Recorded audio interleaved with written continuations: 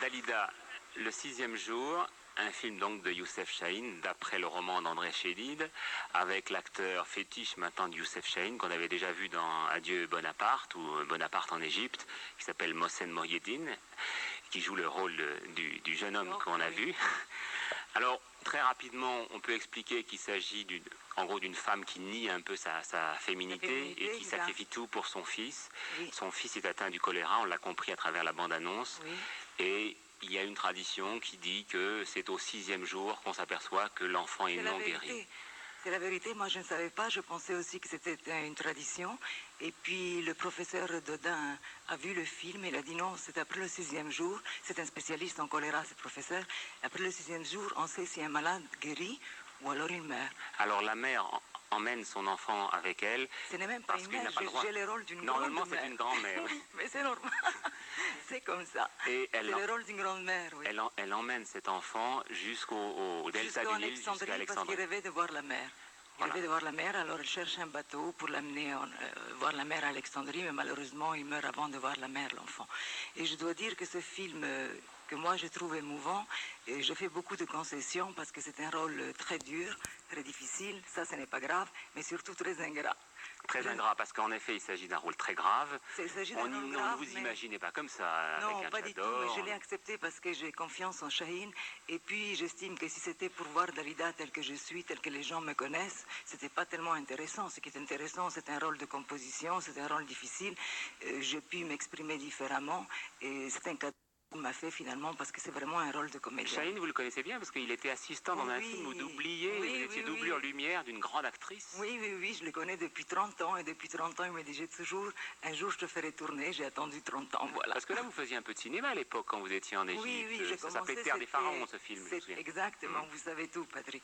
C'était un des premiers amours, le cinéma, mais enfin la chanson m'a complètement happée, donc j'avais laissé un peu tomber. Et puis vous savez, quand on chante, les gens ils vous voient toujours avec la même image de la chanson et ils ne vous proposent pas des choses intéressantes. C'est pour ça que pour moi c'est un cadeau ce film, parce que j'ai pu m'exprimer différemment. Alors vous avez grandi là-bas, au Caire, dans ce faubourg de Choubra que vous avez retrouvé tout à fait récemment. On va en parler parce que ça a été extraordinaire comme accueil. Ah, ça a été très émouvant. Et puis alors après vous êtes devenue Miss Égypte en 54. C'est là que vous avez tourné le masque de Toutankhamon. Toutankhamon, oui, un petit rôle. D'ailleurs, ils m'ont fait danser, moi qui ne savais pas danser du tout. Ils m'ont fait danser, c'était le metteur en scène Marco de Gastine.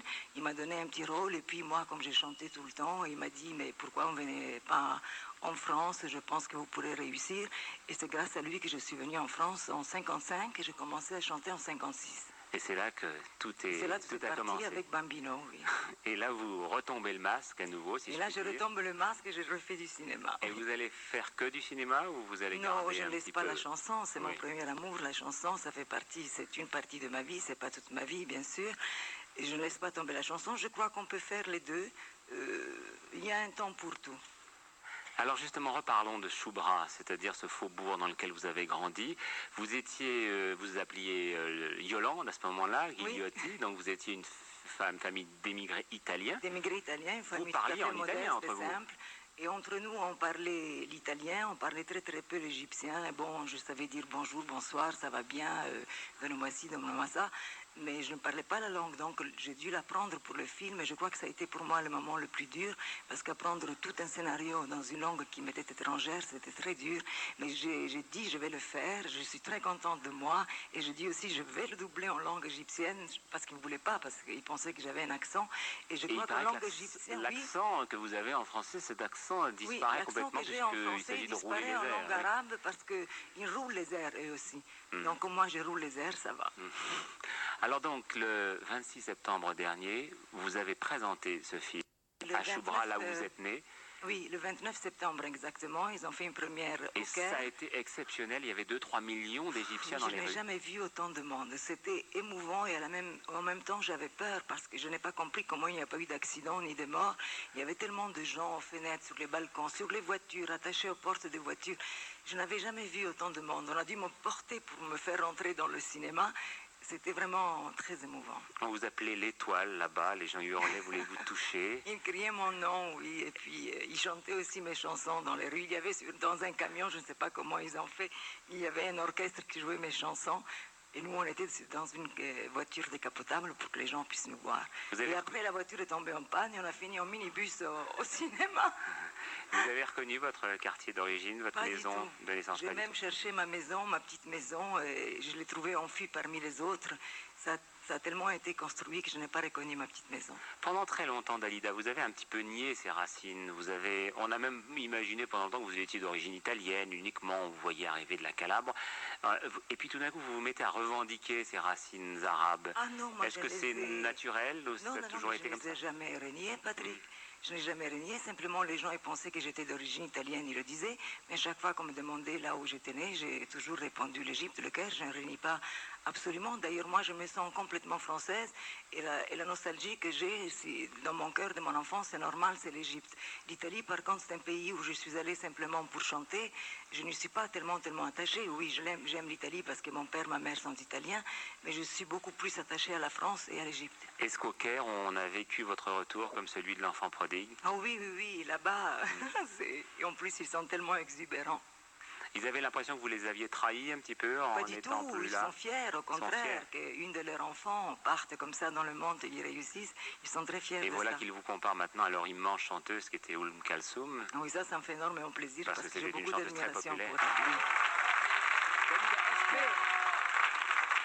Je suis vraiment ravie parce que c'est un beau film. C'est important, vous aviez peur, je crois que vous l'avez vu, n'est-ce pas, Patrick? Je l'ai vu et je l'ai trouvé formidable. C'est Ah, vraiment un film fantastique et qui vous change complètement, même pour des gens qui ne sont pas fanatiques de la Dalida chanteuse. C'est une découverte absolue.